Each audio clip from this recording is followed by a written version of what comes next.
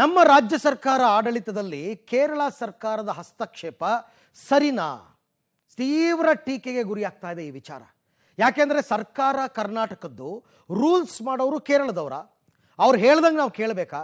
So Kogilu layout ಅಕ್ರಮ ಏನು ನಡೀತು, ಡೆಮಾಲಿಷನ್ ಮಾಡಿದ್ರಲ್ಲ, ಆ ವಿಚಾರದಲ್ಲಿ ಕೇರಳ ಸರ್ಕಾರದ ಹಸ್ತಕ್ಷೇಪಕ್ಕೆ ರಾಜ್ಯದಲ್ಲಿ ಪ್ರತಿಪಕ್ಷ ಬಿಜೆಪಿ ಅಂತೂ ಮುಗಿ ಬಿದ್ದುಬಿಟ್ಟಿದೆ ರಾಜ್ಯ ಸರ್ಕಾರದ ವಿರುದ್ಧ.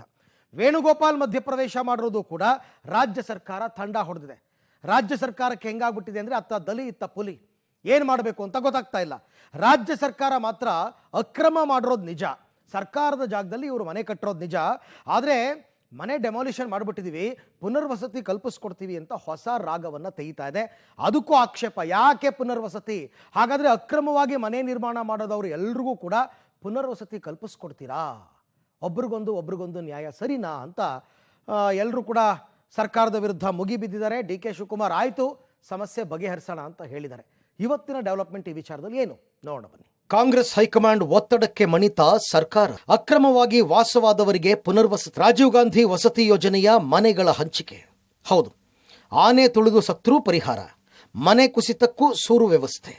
ಮಾತೆತ್ತಿದ್ರೆ ಮಾನವೀಯತೆಯ ಅಸ್ತ್ರ. ಕೇರಳದಲ್ಲಿ ಏನೇ ಆದರೂ ಕರ್ನಾಟಕ ಹೆಲ್ಪ್ ಮಾಡಬೇಕು. ಕೇರಳದವರು ಏನೇ ಹೇಳಿದ್ರು ಅದಕ್ಕೆ ಪರಿಹಾರ ಕೊಡಬೇಕು. ಈಗ ಅಕ್ರಮದಾರರಿಗೆ ಪರ್ಯಾಯ ಸೂರಿನ ಭಾಗ್ಯ. ಇದು ಕರ್ನಾಟಕ ಸರ್ಕಾರ ಸಕಲ ವ್ಯವಸ್ಥೆಯ ಪರಿ. ಎಸ್, ಕೋಗಿಲು ಲೇಔಟ್ ಅಕ್ರಮಕ್ಕೆ ಬೈಯಪ್ಪನಹಳ್ಳಿ ಬಳಿ ಸಕ್ರಮ ಮಾಡಲು ರಾಜ್ಯ ಸರ್ಕಾರ ಮುಂದಾಗಿದೆ. ರಾಜೀವ್ ಗಾಂಧಿ ವಸತಿ ಯೋಜನೆಯಡಿ 180 ಕುಟುಂಬಕ್ಕೆ ಪುನರ್ವಸತಿ ಕಲ್ಪಿಸಲು ಪ್ಲಾನ್ ಮಾಡಿದೆ.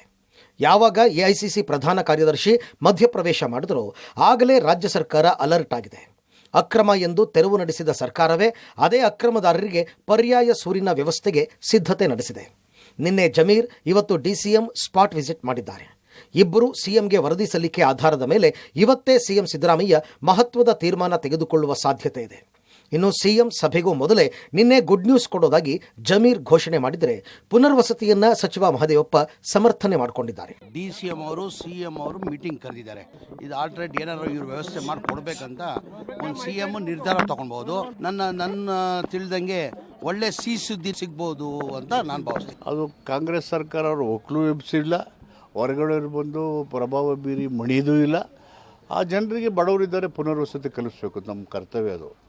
ಜನರಿಗೆ ಪುನರ್ವಸತಿ ಕಲ್ಪಿಸೋದು ಸರ್ಕಾರದ ಜವಾಬ್ದಾರಿ. ಸರ್ಕಾರ ಅದನ್ನು ಮಾಡ್ತಾರೆ. ಭಾರತದ ಒಂದು ಪ್ರಜೆಯಾಗಿ ಯಾವುದೇ ಒಂದು ಪ್ರದೇಶದಲ್ಲಿ ಜನರಿಗೆ ಅನಾನುಕೂಲ ಆದಾಗ, ಪುನರ್ವಸತಿ ಇಲ್ಲದೇ ಇದ್ದಾಗ, ಅನ್ಯಾಯ ಆದಾಗ ಮಾತಾಡುವ ಹಕ್ಕು ಮತ್ತು ಅಧಿಕಾರ ಇದ್ದೇ ಇದೆ. ಅದರಿಂದ ಅವರು ಮಾತಾಡೋದು ತಪ್ಪು ಅಂತ ಹೇಳೋದು ಸರಿಯಲ್ಲ. ಕೇರಳ ಸರ್ಕಾರದವ್ರ ಹತ್ರ ಬುದ್ಧಿ ಹೇಳಿಸ್ಕೊಂಡು ನಾವು ಜನಗಳಿಗೆ ಒಳ್ಳೇದು ಮಾಡಬೇಕಾದ ಅವಶ್ಯಕತೆ ಇಲ್ಲ. ಕಾಂಗ್ರೆಸ್ ಸರ್ಕಾರ ನಾವು ಎಲ್ಲ ಥರದಲ್ಲಿ ಬಡವರಿಗೆ ಅಲ್ಲೇನು ಅನಾನುಕೂಲ ಆಗಿದೆ ಆ ಒತ್ತುವರಿಯನ್ನು ತೆರವು ಮಾಡಿದ್ದಾರೆ ತಕ್ಷಣಕ್ಕೆ. ಆದರೆ ಅವರಿಗೆ ತಾತ್ಕಾಲಿಕವಾಗಿ ಬೇರೆ ವ್ಯವಸ್ಥೆಯನ್ನು ಮಾಡ್ತೀವಿ. ಕೆ.ಸಿ. ವೇಣುಗೋಪಾಲ್ ಅವರು ಅದನ್ನೇ ಹೇಳಿರೋದ್ರಿ, ಅವ್ರಿಗೆ ಸಮಸ್ಯೆ ಆಗಿದೆ ನೋಡಿ ಅಂತ ಹೇಳಿದ್ದಾರೆ. ಅದರಲ್ಲಿ ತಪ್ಪೇನಿದೆ? ಕೆ.ಸಿ. ವೇಣುಗೋಪಾಲ್ ಅವರು ರಾಜಕೀಯ ಮಾಡೋಕ್ಕೆ ಬಂದಿಲ್ಲ, ಅವರು ಮುಖ್ಯಮಂತ್ರಿ ರಾಜಕೀಯ ಮಾಡಿರೋದಿನ್ನ ಕೇರಳವರು. ಆ ಪಕ್ಷ ಈ ಪಕ್ಷ ಅಂತ ಕೆ.ಸಿ. ವೇಣುಗೋಪಾಲ್ ಅವರು ಪಕ್ಷಾತೀತವಾಗಿ ಯಾರಿಗೆ ಸಮಸ್ಯೆ ಆಗಿದೆ ಅವರಿಗೆ ಸಹಾಯ ಮಾಡಿ ಅಂತ ವೇಣುಗೋಪಾಲ್ ಅವರು ಹೇಳಿರೋದು. 180 ಮನೆಗಳ ಲಿಸ್ಟ್ ಮಾಡಿದ ಅಧಿಕಾರಿಗಳ ತಂಡದಿಂದ ಮಾಹಿತಿ ಸಂಗ್ರಹ. ಇನ್ನು ಕೋಗಿಲು ಲೇಔಟ್ಗೆ ರಾಜೀವ್ ಗಾಂಧಿ ವಸತಿ ಯೋಜನೆಯ ಅಧಿಕಾರಿಗಳು ಭೇಟಿ ನೀಡಿ ಪರಿಶೀಲನೆ ನಡೆಸಿದ್ದಾರೆ. ಒಟ್ಟು 180 ಮನೆಗಳ ಲಿಸ್ಟ್ ಔಟ್ ಮಾಡಿರುವ ಅಧಿಕಾರಿಗಳು 180 ಜನ ಇಲ್ಲಿ ವಾಸ ಮಾಡಿದ್ದಾರಾ ಇಲ್ವಾ ಅಂತ ಪರಿಶೀಲನೆ ನಡೆಸಿದ್ದಾರೆ. ಮನೆ ಕಳೆದುಕೊಂಡವರ ಸಂಪೂರ್ಣ ಲಿಸ್ಟ್ ಪಡೆದು ಪರ್ಯಾಯ ಮನೆ ನೀಡಲು ಮಾಹಿತಿ ಸಂಗ್ರಹಿಸಿರುವ ಅಧಿಕಾರಿಗಳು ಆಧಾರ್ ಕಾರ್ಡ್, ವೋಟರ್ ಐಡಿ ಸಂಗ್ರಹ ಕೂಡ ಮಾಡಿದ್ದಾರೆ.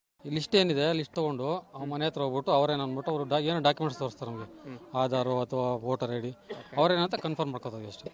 ಸರ್ ವೋಟರ್ ಐಡಿ ಆಗಿರ್ಬೋದು, ಆಧಾರ್ ಆಗಿರ್ಬೋದು, ಅವ್ರ ನೇಮ್ ಇರಬೇಕು. ಇಲ್ಲಿ ಏನು ಲಿಸ್ಟ್ ಇದೆ ಅಲ್ಲಿ ನೇಮ್ ಇರಬೇಕು ಅವ್ರದ್ದು. ಸರ್ ಅದು ನಮ್ಮ ಹೈಯರ್ ಅಥಾರಿಟಿಗೆ ನಾವು ರಿಪೋರ್ಟ್ ಮಾಡ್ತೀವಿ.